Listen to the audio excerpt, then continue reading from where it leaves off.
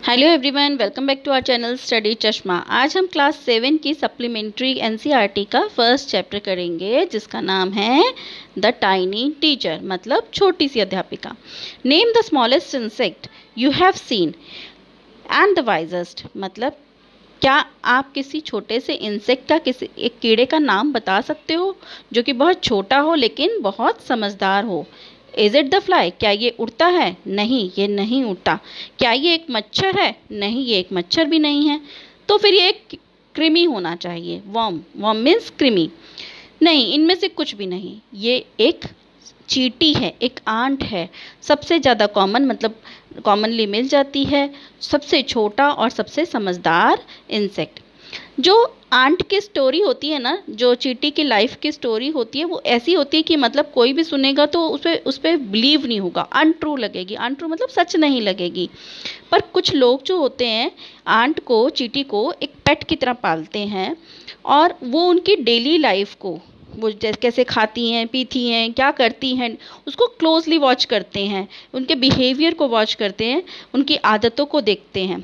तो हमें काफ़ी सारे उनके बारे में फैक्ट्स पता चले हैं कि आंट जो होती हैं, चींटी जो होती हैं, बहुत छोटी होती हैं लेकिन हार्ड वर्किंग, बहुत मेहनती होती हैं और बहुत ही समझदार क्रिएचर है, जंतु है। वो अपने फीलर्स या जैसे कहते हैं एंटीने का, जो एक छोटे छोटे आपने देखे होंगे ना, कि जैसे यहाँ पर ये जो है मूंछों टाइप के, ये जो है, ये इसको फीलर्स कहते हैं या जिसे एंटीना कहते हैं। इसके थ्रू चींटियाँ आपस में बात करती हैं या कोई इन्हें आपस में एक दूसरे तक मैसेज पहुँचाना हो तो इसकी तरह इसके थ्रू पहुँचाती हैं। क्या कभी आपने चींटियों को दीवार पे चढ़ते या उतरते देखा है? तो वो आपने नोटिस किया होगा, वो हमेशा एक लाइन में उतरती चढ़ती हैं, ठीक है, और आपस में टकराती हैं। हमें लगता है वो टकराती हैं, पर नहीं। वो जैसे आप ये पिक्चर में देख रहे हो कि ये आपस में टकरा रही हैं, पर नहीं, ये टकराती नहीं हैं। ये क्या करती हैं, एक दूसरे को ग्रीट करती हैं। ग्रीट मीन्स होता है अभिवादन करना, मतलब नमस्ते, हाय, हेलो करना। तो जो दूसरी ऑपोजिट, सामने वाली डायरेक्शन से अगर कोई चींटी आ रही होती है तो उसके फीलर्स को, ये जो फीलर्स बने हुए हैं यहाँ पर पिक्चर में, इसको टच करती हैं और फिर जाती हैं, यानी कि उसको अभिवादन करके, उसको हाय हेलो करके फिर गुजरती हैं, ठीक है। There are many kinds of ants. आपने बहुत तरीके की चींटियों को बहुत तरीके की चींटियाँ होती हैं, लेकिन जो सबसे कॉमन चींटी होती है वो या तो काली चींटी होती है या लाल चींटी होती है, जो कि हमें ईजिली मिल जाती हैं, दिख जाती हैं और हम इन्हें बचपन से देखते आए हैं। पर हमने इन पे कभी ध्यान नहीं दिया इतना कि वो कहाँ रहती हैं, उनके घर कैसे होते हैं या कैसे नहीं होते। जो उनके घर होते हैं ना, जिसमें वो रहती हैं, उसे नेस्ट कहते हैं या आंट हिल कहते हैं, ठीक है। जो उनके घर होते हैं उन्हें नेस्ट कहेंगे या आंट हिल कहेंगे। उनके जो घर होते हैं, वो उस घर में छोटे छोटे रूम्स बने होते हैं, रास्ते बने होते हैं, और उन्हीं में से कुछ कमरों में जो क्वीन होती हैं, मतलब जो रानी होती हैं चींटियों की, वो अंडे देती है। जो और कुछ होती हैं वो नर्सरीज, मतलब नर्सरी करती हैं, मतलब उस जो यंग वंस होते हैं, जो बेबी आंट होती हैं, उनकी देखभाल करती हैं। और जो यंग वंस होते हैं, मतलब जो बेबी आंट होती हैं, उन्हें ग्रब्स कहते हैं, ठीक है। वर्कर्स हैव देयर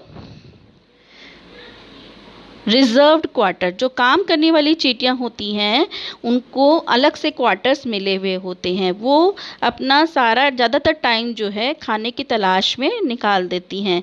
कुछ रूम्स जो हैं, some rooms serves as store house for this food. जो उनके घरों में कुछ रूम्स होते हैं वो स्टोर हाउस होते हैं। स्टोर हाउस मतलब कि वहीं पर खाना वो इकट्ठा करते रहते हैं, और उसी में ही सोल्जर्स भी होते हैं। सोल्जर्स मतलब सैनिक होती हैं, वो उनके लिए अलग से बैरक्स होते हैं, उनके लिए अलग से रहने की जगह होती है। कोई वर्कर चींटी के, मतलब कोई वर्कर चींटी ने कभी कोशिश नहीं करती कि वो सैनिक वाले घर में रह ले। और इसी तरीके से जो कोई सोल्जर वाली चींटी होती है, वो कभी खाना ढूंढने बाहर नहीं जाती, सिर्फ वर्कर चींटी ही खाना ढूंढने बाहर जाती है।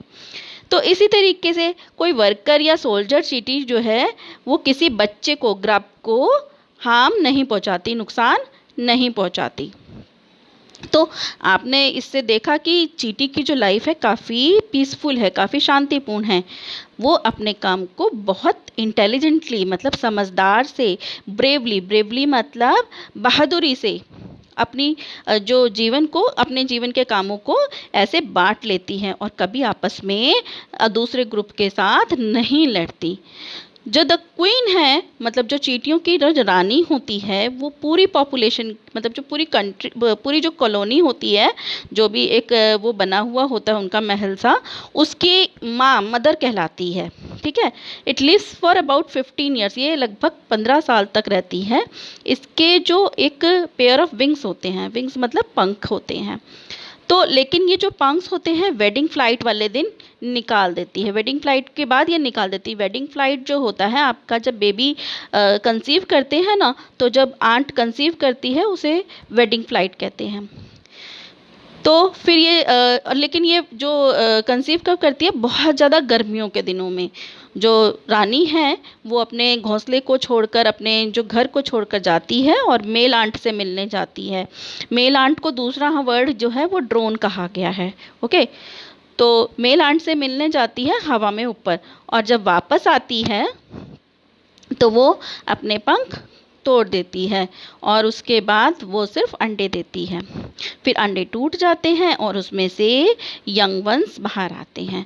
जो सोल्जर्स होते हैं, जो सैनिक होते हैं, उनकी देखभाल करते हैं, और जो वर्कर्स चींटी होती हैं वो उन्हें खिलाते हैं, उन्हें साफ़ करते हैं, उनके लिए डेली मतलब एक्सरसाइज वगैरह, उनके मतलब धूप की रोशनी देना, इस तरीके से सारा काम करते हैं। 2 या 3 हफ्ते के बाद वो ग्रब्स जो हैं वो कोकून में बदल जाते हैं, और वो बिना उसके खाए पिए वो इस तरीके से 3 हफ्ते आराम से निकाल लेती हैं। जो उसके बाद फिर वो जो कोकून है वो टूटता है और उसके बाद कोकून में से चींटी निकलती है। अब ये जो टाइम होता है जब वो चींटी एक प्रॉपर बन जाती है, वो उनका ट्रेनिंग का और टीचिंग का टाइम होता है। New ant learn their duties, जो नई चींटी होती हैं उन्हें अपने कर्तव्य को, अपनी ड्यूटीज़ को पुरानी चींटियों से, जो कि कोई वर्कर होती हैं, कोई सोल्जर होते हैं, कोई बिल्डर्स होते हैं, कोई क्लीनर होती हैं, उनसे सीखना होता है। कुछ हफ्तों की ट्रेनिंग के बाद जो छोटी छोटी आंट्स हैं वो घर से निकलने के लिए, काम के निकलने के लिए तैयार हो जाती हैं। जो आंट हिल होता है वो एक सिर्फ उनका ही घर नहीं होता, वो दूसरे जंतुओं का भी घर होता है, दूसरे क्रिएचर्स का भी होता है, जिसमें एक बीटल है, लेसर ब्रीड्स है, और लेसर ब्रीड्स ऑफ आंट है, एंड द ग्रीन फ्लाई। ये ध्यान से देख लेना क्योंकि ये क्वेश्चन में आएगा आपके। तो beetle lesser breeds of ants और ग्रीन फ्लाई को भी अपने घर में रहने देती है।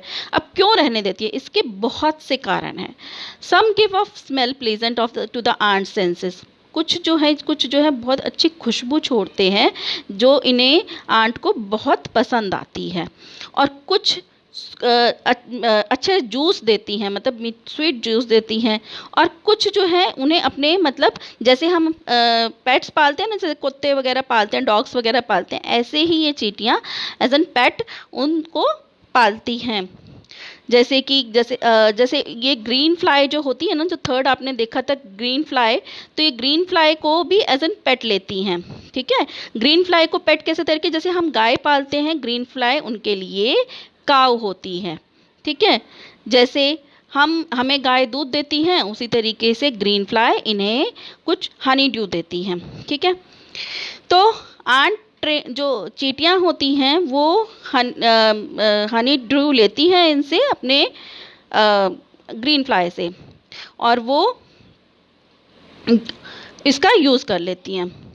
तो क्या ह्यूमंस ने कुछ सीखा इन आंट से, इन चींटियों से? शायद हाँ, पर उतने अच्छे से, जितनी अच्छे से वो यूज़ करते हैं इन चीज़ों को, उतने अच्छे से मैन नहीं करता। They may still learn a few things from this tiny teachers. हमें कुछ और भी कुछ सीखना चाहिए इन छोटी छोटी टीचर्स से, जैसे हार्ड वर्क हो गया, मेहनत करना, ड्यूटी को निभाना, अनुशासन, डिसिप्लिन मतलब अनुशासन, जो डिसिप्लिन का मतलब है वो है अनुशासन, क्लीनलीनेस मतलब साफ़ सफाई, यंग वंस मतलब बेबीज़ की देखभाल करना, above all loyalty to the land where they live, मतलब अपनी लैंड पे जहाँ पर रहते हैं उसके लिए वफादार होना, ये मेन काम है। सो कैसा लगा आपको लेसन? प्लीज़ कमेंट करके बताइएगा। So stay tune for more videos. Till then bye bye.